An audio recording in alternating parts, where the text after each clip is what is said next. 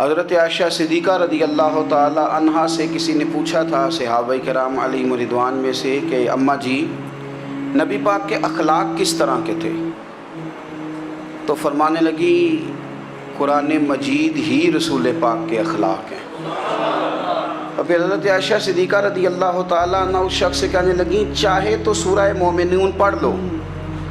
تو انہوں نے یہ ابتدائی آیات سورہ مومنون کی جب تلاوت کی تو حضرت عائشہ فرمانے لگی یہی تو میرے نبی پاک کے اخلاق ہیں، اور یہی وہ آیات ہیں جن میں اللہ تبارک و تعالیٰ نے بندہ مومن سے تقاضا کیا ہے کہ اگر وہ جنت کا وارث بننا چاہتا ہے، جنت وہ جگہ ہے جہاں رسول کریم علیہ السلام کا قرب بھی ملے گا اور رب کریم کی زیارت بھی نصیب ہوگی، وہ مقام فلاح، وہ مقام کامیابی، وہ مقام جہاں اللہ تعالیٰ اپنے بندوں پر اپنی رضا نازل فرمائے گا، اس مقام کا نام مقام جنت ہے۔ تو اس سورہ مبارکہ کی ابتدائی آیات کے اندر اللہ تبارک و تعالیٰ نے ان صفات کا تذکرہ فرمایا ہے کہ اگر وہ صفات ہم اپنے اندر پیدا کرنے میں کامیاب ہو جائیں، معنی یہ ہے کہ ہمیں اللہ تبارک و تعالیٰ نے جنت کا وارث بنا دیا ہے۔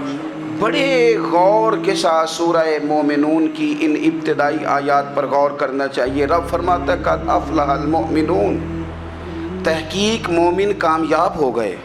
کون سے مومن؟ الذین ہم فی صلاتہم خاشعون، وہ جو اپنی نمازوں میں گڑ گڑانے والے ہیں، خشوع کے ساتھ، عاجزی کے ساتھ، انکساری کے ساتھ، ذوق کے ساتھ نماز پڑھنے والے ہیں۔ والذین ہم عن اللغو معرضون، اور وہ جو بیہودہ باتوں سے منہ پھیرنے والے ہیں، لغویات سے اپنا رخ پھیرنے والے سنجیدہ لوگ۔ پھر ارشاد فرمایا والذین ہم للزکاۃ فاعلون، جو زکوٰۃ دینے کا کام کرنے والے ہیں۔ پھر فرمایا والذین ہم لفروجہم حافظون، اور وہ لوگ جو اپنی شرمگاہ کی حفاظت کرنے والے، اپنی شرمگاہ کی حفاظت کرنے والے۔ الا علی ازواجہم، مگر یہ کہ اپنی بیویوں پر، او ما ملکت ایمانہم، یا اپنی شرعی باندیوں پر۔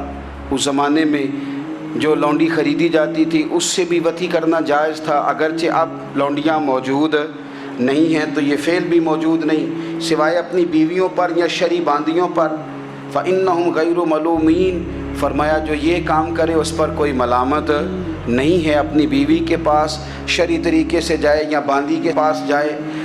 فمن ابتغى وراء ذلک، اور جو آدمی اس کے بعد اس حد سے بڑھے، اس کے سوا کچھ اور کرے جو بندہ، فرمایا فاولئک هم العادون، یہ لوگ حد سے بڑھنے والے ہیں۔ جو لونڈیوں اور باندیوں کے علاوہ، اپنی بیویوں کے علاوہ کسی اور جگہ گندگی کریں، یہ حد سے بڑھنے والے، حدوں کو کراس کرنے والے لوگ ہیں۔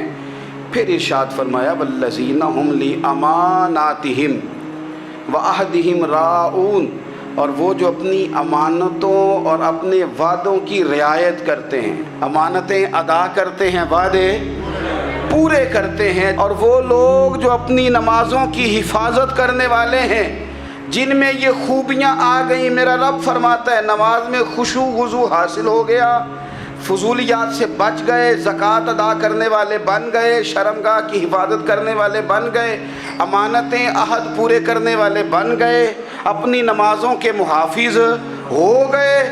اللہ اکبر، قربان جائیں۔ مالک فرماتے ہیں اولئک هم الوارثون، یہی لوگ تو وارث ہیں۔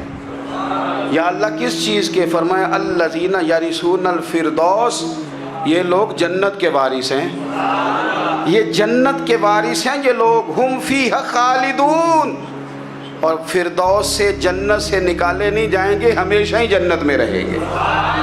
یہ آیات اللہ کا مطالبہ بھی ہے، یہ آیات صحابہ، اہل بیت، اولیاء اللہ، ان تمام کی سیرت کا عکس بھی ہے۔ اور سب سے بڑھ کر سیدہ عائشہ صدیقہ فرماتی ہیں یہی تو آیات ہیں جنہیں اچھی طرح سمجھ لو گے تو تمہیں مدینے والے کے اخلاق بھی سمجھ میں آ جائے گا، حضور کے اخلاق بھی تمہیں سمجھ میں آئیں۔ بڑے غور کے ساتھ سورہ مومنون کی ان ابتدائی آیات پر غور کرنا چاہیے۔ رب فرماتا ہے قد افلح المؤمنون، تحقیق مومن کامیاب ہو گئے۔ کون سے مومن؟ الذین هم فی صلاتہم خاشعون، وہ جو اپنی نمازوں میں گڑ گڑانے والے ہیں، خشوع کے ساتھ، عاجزی کے ساتھ، انکساری کے ساتھ، ذوق کے ساتھ نماز پڑھنے والے ہیں۔ دیکھیں قرآن نے یہ نہیں کہا شروع میں کہ وہ لوگ اپنی نماز پابندی سے پڑھتے ہیں، بلکہ فرمایا وہ نمازوں میں عاجزی کرتے ہیں، وہ نماز میں خشوع کرتے ہیں، خضوع کرتے ہیں۔ نماز ہم بھی پڑھتے ہیں، ڈھیر سارے لوگ ہیں جن کا یہ مطالبہ ہے کہ میرا نماز میں دل ہی نہیں لگتا۔ پہلی بات تو یہ ہے کہ دل نہ بھی لگے تو نماز پھر بھی پڑھنی ہے، اور دوسری بات یہ کہ دل لگانے کو بھی تو کچھ انسان کے پاس چیزیں ہونی چاہیے نا، کوئی ضروریات ہوتی ہیں۔ سب سے پہلی بات یہ کہ مسئلہ نماز کا نہیں، مسئلہ اہمیت کا ہے۔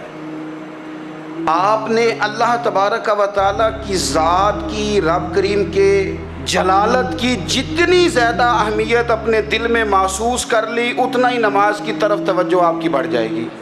آپ سادی سی مثال ہے، غور کر لیں، جتنا آپ اپنے استاد کو پروٹوکول دیتے ہیں، جتنی عزت کرتے ہیں، اتنا ہی وقت پہ آپ ان کے پاس پہنچ بھی جاتے ہیں۔ اگر آپ کے دل میں اہمیت نہیں ہے تو آپ ٹال دیں گے، اور جس استاد کی اہمیت ہے اس کے فون کی گھنٹی بجتے ہی فون بھی اٹھایا جائے گا، اور بات پوری مکمل بھی نہیں ہوگی تو کہا جائے گا جیسے آپ کہیں گے، اور جو وقت وہ دیں گے ان سے 10 منٹ پہلے پہنچنے کی کوشش بھی کی جائے گی۔ بس سمجھ لیں دل لگنے نہ لگنے کا مسئلہ نہیں، اہمیت کا مسئلہ ہے۔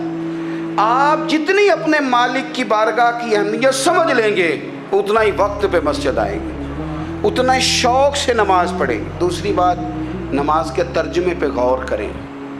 آپ یقین کریں اگر نماز کا ترجمہ ہمیں آ جائے نا تو ہمیں تو یوں لگے کہ ہم تو اپنے مالک کی بارگاہ میں عرض و معروض کرنے حاضر ہوئے ہیں۔ یہ سورہ فاتحہ ہی دیکھ لیں آپ، حضور فرماتے ہیں، رب فرماتا ہے سورۃ فاتحہ آدھی میری ہے آدھی میرے بندے کی ہے۔ جب اس نے کہا الحمدللہ رب العالمین الرحمن الرحیم مالک یوم الدین ایاک نعبد و ایاک نستعین، جب یہاں تک وہ لفظ کہتا ہے تو یہ حصہ میرا تھا۔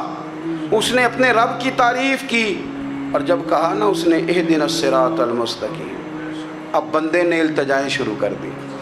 اس نے کہا کہ مالک بھی تو ہے، رحمان بھی تو ہے، رحیم بھی تو ہے، عبادت بھی تیری کرتے ہیں تو مدد بھی تو تجھی سے مانگنی ہے نا، اب مہربانی فرمانا اہدنا الصراط المستقیم، ہمیں سیدھا راستہ دکھا دے، صراط الذین انعمت علیہم، ان لوگوں کا راستہ دکھانا جن پر تو نے انعام کیا ہے، غیر المغضوب علیہم ولا الضالین، ان کے راستے پہ نہ چلانا جن پر تیرا غضب ہوا، جو گمراہ ہو گئے ان کے راستے۔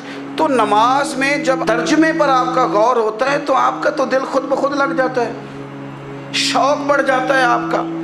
تو اتنی چیزیں ہم زندگی میں یاد کرتے ہیں، تو اگر ترجمہ بھی نماز کا یاد کر لیں اور پھر شوق سے پڑھیں تو آپ یقین کریں طبیعت کھنچی چلی آئے گی۔ ہمارے یہاں کچھ لوگ نماز پڑھتے ہیں پر بڑی لاپرواہی سے پڑھتے ہیں، کبھی ادھر دیکھتے ہیں کبھی ادھر دیکھتے ہیں، کبھی بال سہلاتے ہیں۔ وہ میں نے دیکھا ہے سجدے جا رہے ہیں تو سیانے سیانے بندے کبھی کپڑے کو چھیڑ رہے ہیں کبھی جگہ کو چھیڑ رہے ہیں۔ میرے نبی کریم صلی اللہ تعالیٰ علیہ وسلم نے فرمایا ان لوگوں کا کیا حال ہے جو اپنی نماز میں نظریں آسمان کی طرف اٹھاتے ہیں، رکوع سے اٹھے تو اوپر دیکھنا شروع کر دیا، کیا حال ہے ان کا۔ اور پھر حضور نے ایک موقع پر تو سختی فرمائی، فرمایا جو نماز پڑھتے اپنی نظریں آسمان کی طرف اٹھاتا ہے وہ باز آ جائے، ورنہ ایسا نہ ہو کہ رب اس کی آنکھیں ہی چھین لے، وہ باز آ جائے اس کام سے۔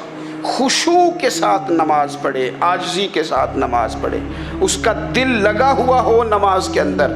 میرے نبی پاک صلی اللہ تعالیٰ علیہ وآلہ وسلم کے غلام حضرت انس بن مالک رضی اللہ تعالیٰ عنہ فرماتے ہیں کہ رسول پاک صلی اللہ علیہ وسلم نے مجھ سے فرمایا تھا کہ بیٹے نماز میں ادھر ادھر دیکھنے سے بچو، کیونکہ فرمایا نماز میں ادھر ادھر توجہ کرنا یہ بندے کو ہلاک کر دیتا ہے، ہلاکت ہے اس میں اگر تم نے ادھر ادھر توجہ ہوگی۔ نماز تم مالک کی بارگاہ میں کھڑے ہو اور تم دیکھ ادھر ادھر رہے ہو، تو ایک تو نماز عاجزی کے ساتھ، پھر فرمایا والذین ہم عن اللغو معرضون، وہ لوگ جو فضول باتوں سے لغویات سے اپنا منہ پھیر لیتے ہیں، فضولیات سے۔ ہمارے ہاں نا بہت سارے لوگ ایسے ہیں جو بلا وجہ ان چیزوں میں دلچسپی لیتے ہیں جو ان کے مطلب کی نہیں ہے، ان کے مطلب کی مطلب آپ کسی سے ملیں کہتے ہیں کیا حال ہے؟ ٹھیک ہے جی۔ بچوں کا کیا حال ہے؟ ٹھیک ہے۔ بچے کتنے ہیں؟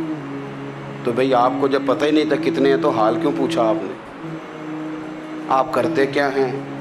آپ کا بڑا بھائی کیا کرتا ہے؟ چھوٹا بھائی کیا کرتا ہے؟ ابا جی کیا کرتے ہیں؟ بھئی آپ کے مطلب کی بات نہیں، آپ مطلب کی مقصد کی بات کریں، بے مقصد باتوں میں الجھنے کی ضرورت نہیں ہے۔ دیکھیں، اپنا ادارہ میں چلاتا ہوں، اپنا گھر آپ چلاتے ہیں، اپنی ڈیوٹی آپ کرتے ہیں۔ آپ کو زیادہ بہتر پتہ ہے کہ آپ اپنا گھر کیسے چلا رہے ہیں، مجھے زیادہ بہتر پتہ ہے کہ میں مدرسہ مسجد، مجھے زیادہ بہتر پتہ ہے اس کے اندر کون سی اصطلاح کس طرح کرنی ہے، یہ مجھ سے زیادہ بہتر کوئی بندہ جانتا نہیں۔ اب ہم کیا کرتے ہیں، جب ہم دوسرے کے کام میں مداخلت کرتے ہیں تو دو نقصان ہوتے ہیں۔ ایک تو اس کے ساتھ ہمارا رائے کا اختلاف ہو جاتا ہے، اور دوسرا ہمارے اپنے بہت سارے کام رہ جاتے ہیں، کیونکہ ہماری توجہ ہی دوسرے کی جانب تھی، اپنے بڑے سارے کام رہ جاتے ہیں۔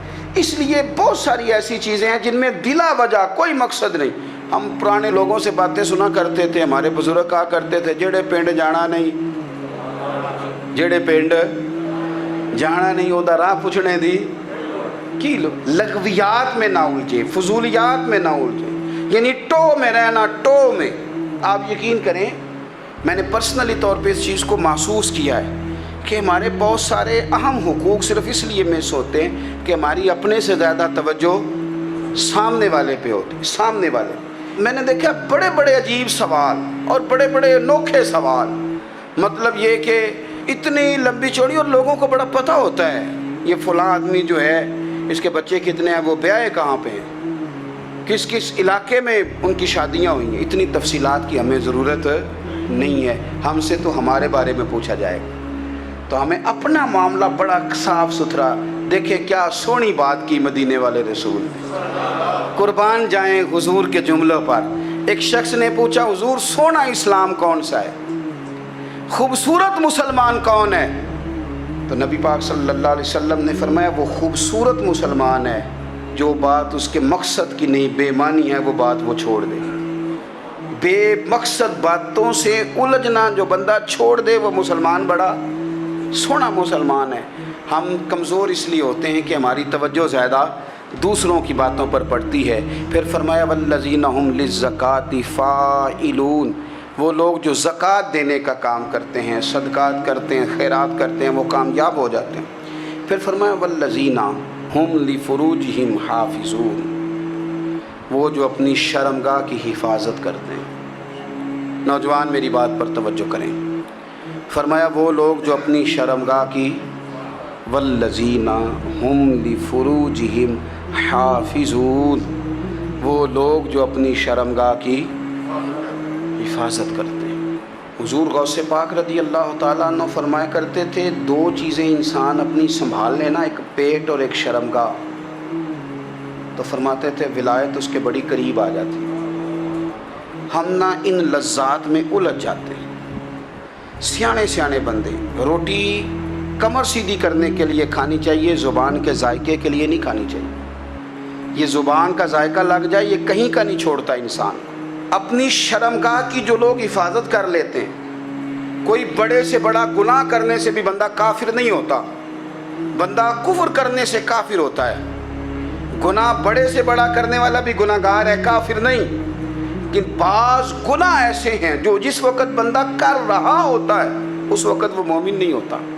میرے نبی کریم صلی اللہ تعالیٰ علیہ وسلم نے فرمایا جب کوئی شرابی شراب پیتا ہے اس وقت مومن نہیں ہوتا، جب کوئی چور چوری کرتا ہے تو اس وقت مومن نہیں ہوتا، اور جب کوئی زانی زنا کرتا